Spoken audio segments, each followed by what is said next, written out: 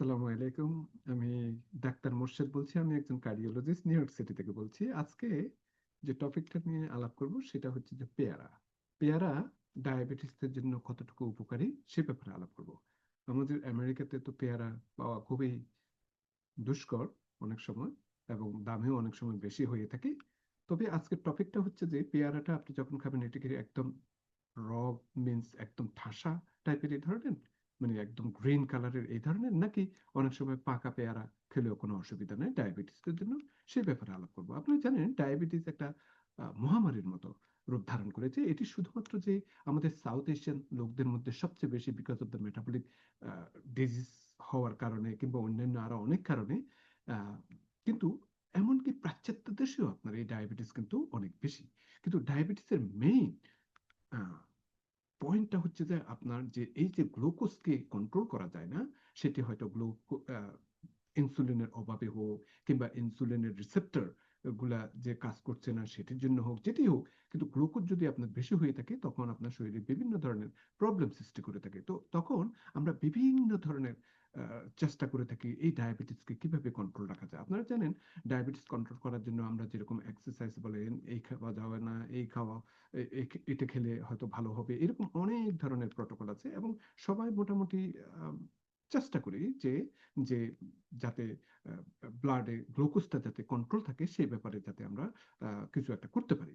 তো আসুন আজকে যেহেতু আমি পেয়ারা নিয়ে আলাপ করব, পেয়ারাতে কি পরিমাণ আপনার গুণাগুণ আছে সেটির ব্যাপারে একটু আলাপ করে থাকে। 100 গ্রাম পেয়ারায় আপনার ক্যালোরির পরিমাণ হচ্ছে যে 68, কার্বোহাইড্রেট থাকে আপনার 14.3 গ্রাম, প্রোটিন থাকে 2.55 গ্রাম, এবং ডায়েটারি ফাইবার থাকে 5.4 গ্রাম, এবং 28 মিলিগ্রাম ভাইটামিন সি সি থাকে। এছাড়া আপনার এর মধ্যে ফোলেট, পটাশিয়াম, ম্যাগনেসিয়ামের মতো বিভিন্ন ধরনের ভাইটামিন এবং খনিজ পদার্থ আছে। তো সুতরাং অনেক গুণাগুণ আপনারা দেখতে পাচ্ছেন। এবং মজার ব্যাপার হচ্ছে যে এই পেয়ারাতে কিন্তু গ্লাইসেমিক ইন্ডেক্স কিন্তু আপনার অনেক অনেক অন্য ফলের তুলনায় কম থাকে। এবং প্রশ্নটা হচ্ছে যে যে এই যে একদম যখন একদম গ্রিন কালার ঠাসা পেয়ারা, কিংবা যদি আপনার একদম একটু পেকে গিয়েছে কিংবা পাকা পেয়ারার মধ্যে কোনো পার্থক্য আছে কিনা। হ্যাঁ, পাকা পেয়ারার মধ্যে একটু গ্লাইসেমিক ইন্ডেক্স আপনার বেশি আছে, কিন্তু এরপরও গুণগত মান থেকে সবকিছু কিন্তু আগে যে নাম্বারগুলো বলেছি সবগুলো কিন্তু একই। তো সুতরাং আপনি দুটোই খেতে পারেন এবং এতে কোনো অসুবিধা হবে না। ডায়াবেটিসদের জন্য এই ফলটা কিন্তু খুবই চমৎকার একটা ফল, যেহেতু এটিতে অনেক ধরনের ভাইটামিন, মিনারেলস, ফাইবার আছে। এটি কিন্তু আপনার অনেক কাজ করে। এবং যেহেতু এটাতে ফাইবার আছে, ফাইবারটা কিন্তু অনেক উপকারী ডায়াবেটিসের জন্য, কারণ এটি ছাঁকনির মতো কাজ করে থাকে। আমরা যেরকম চা পাতা গুলো যখন ছাঁকনিতে থাকার পরে চা এর পানিগুলা, লিকার গুলো আপনার পাত্রের মধ্যে চলে যায় কিংবা আপনার কাপের মধ্যে চলে যায়, ঠিক সেরকম আপনার এই ফাইবার কিন্তু আপনার ব্লাড গ্লুকোজকে অনেক কিন্তু স্ট্রেন করে ফেলে থাকে। তো সুতরাং এই ফলটা কিন্তু ভালো। তো আহ, শুধু পেয়ারা কেন, যে কোনো ফলের মধ্যে, যে কোনো ফল কিংবা যে কোনো ফলে যেগুলিতে ফাইবার আছে, কিছুটা গ্লাইসেমিক ইন্ডেক্স কম আছে, সব ধরনের ফলই ভালো। কিন্তু যেহেতু আজকের টপিকটা হচ্ছে যে পেয়ারা, সেই জন্য পেয়ারার কথা বলছি।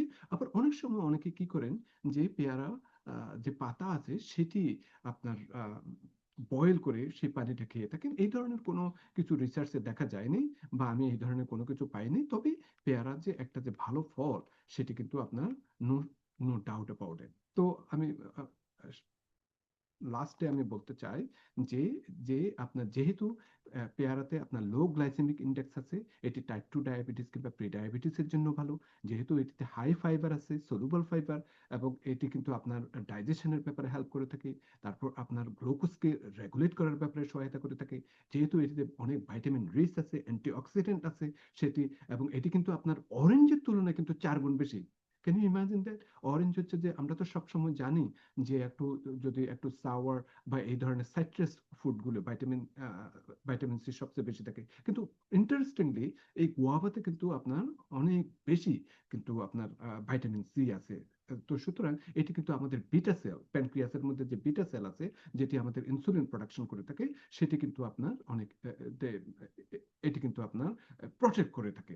তো সুতরাং আবার এর মধ্যে যেহেতু অ্যান্টিঅক্সিডেন্ট আছে, সেটিও আপনার ইনসুলিন রেজিস্ট্যান্সকে আপনার অনেক অক্সিডেটিভ ফাইট থেকে আপনার রক্ষা করে থাকে। তারপর যেহেতু এটিতে অনেক লো ক্যালোরি, অনেক লো সুগার আছে, তো সুতরাং সেটি কিন্তু আপনার ওয়েট এবং সুগার কন্ট্রোলের ব্যাপারেও অনেক মারাত্মক একটা ভূমিকা পালন করে থাকে, মিনস গুড ভূমিকা পালন করে থাকে। সুতরাং এটি আপনার ইনসুলিন সেন্সিটিভিটিকে অনেক ইমপ্রুভ করে থাকে।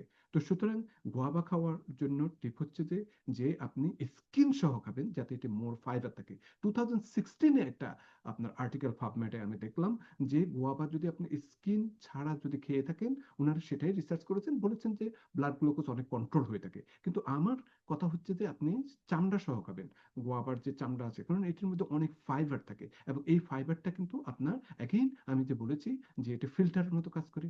এটি আপনার শরীরের জন্য সর্বদিক দিয়ে ভালো, ইনক্লুডিং যাদের কনস্টিপেশন আছে তাদের জন্য ভালো। তবে এটি যাতে অনেকে হয়তো একটু চাশনি খেতে পছন্দ করে থাকেন, অনেকে সুগার কিংবা সল্ট এই সমস্ত দিয়ে থাকেন, তবে এগুলি থেকে আপনি অ্যাভয়েড করবেন। এবং প্রতিদিন যদি আপনি একটা থেকে দুইটা গোয়াবা খেতে পারেন তাহলে তো বেশ ভালোই হয়ে থাকে। এবং গোয়াবা লিফ কিন্তু এই ধরনের কিন্তু আপনার এই ধরনের কোনো পাওয়া যায় না। যদি আপনি যদি খেতে চান, গোয়াবা লিফের পানি ফুটিয়ে খেতে পারেন। যেরকম মেথি জল খেলে কিছুটা কোনো কোনো জায়গায় আমি দেখেছি যে এটি গ্লুকোজের কিছুটা কন্ট্রোল হতে পারে। গোয়াবার পাতার যদি সেরকম নাও হয়ে থাকে, কিন্তু আপনাদের যদি মন চায় অবশ্যই খেতে পারেন। এতে আপনার অন্তত আপনারা হাইড্রেশন পাবেন এবং ক্ষতির কিছু আমার মনে হয় না যে আছে। তবে যদি গোয়াবা প্রতিদিন খেতে পারেন অবশ্যই ভালো, কিন্তু আমাদের আমেরিকার মতো দেশে প্রতিদিন গোয়াবা খাওয়া খুবই দুষ্কর ব্যাপার। যারা বাংলাদেশে আছেন, ট্রপিক্যাল কান্ট্রিতে আছেন, অবশ্যই আপনারা গোয়াবা খাবেন। তবে সবসময় জাতীয় বেশি যাতে আহ, খুব পেকে না যায় সেরকম খেতে পারলে তো আরো বেস্ট। তবে অন্য ফ্রুট যাতে সবকিছু ব্যালেন্স নিয়ে খাবেন, যাতে অন্যান্য অনেক হাই গ্লাইসেমিক ফুড যাতে বেশি না খাওয়া হয়ে থাকে, সেদিকে একটু খেয়াল রাখবেন। আজকে এই পর্যন্ত। থ্যাংক ইউ সবাইকে।